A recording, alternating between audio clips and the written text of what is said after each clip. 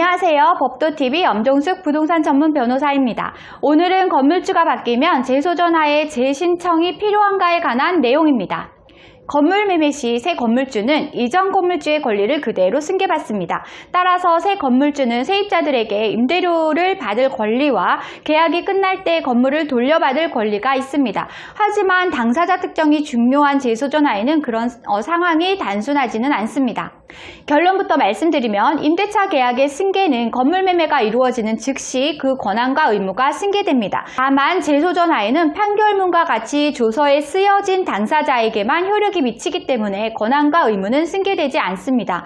따라서 재소전화의 성립을 맺은 계약 당사자가 달라졌다면 재소전화의 신청은 다시 해야 합니다. 즉 임대차 계약은 새 건물주가 건물을 매수하는 순간 권한과 의무를 이어받지만 집행력이 있는 재소전화의 조서는 그리 간단하진 않다는 말입니다.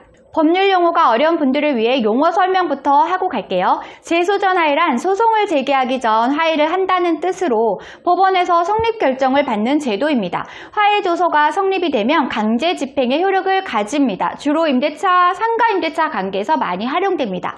오늘 주제에 이어서 설명드립니다. 반면 건물주가 바뀌지 않은 상태에서 세입자와 재계약을 맺을 때 재소전화의 신청은 다시 해야 할까요? 재계약 시에도 건물주와 세입자가 동일하고 임대차 목적물이 같다면 재소전화에는 다시 신청할 필요가 없지만 문제가 생기는 경우도 있습니다.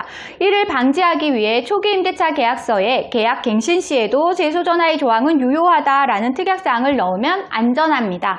한편 새 건물주가 기존 세입자와 다시 재소전화의 신청을 했지만 조서의 위반으로 강제집행 절차를 밟지 못하는 경우가 있습니다. 이전 건물주 때부터 임대료를 연체했을 경우입니다. 가령 세입자가 이전 건물주 때는 2기분, 새 건물주 때는 1기분에 해당하는 임대료를 연체한 경우 새 건물주는 법이 정한 대로 3기분을 연체했으므로 위반 책임을 물을 수 있다고 착각하는 경우가 많습니다.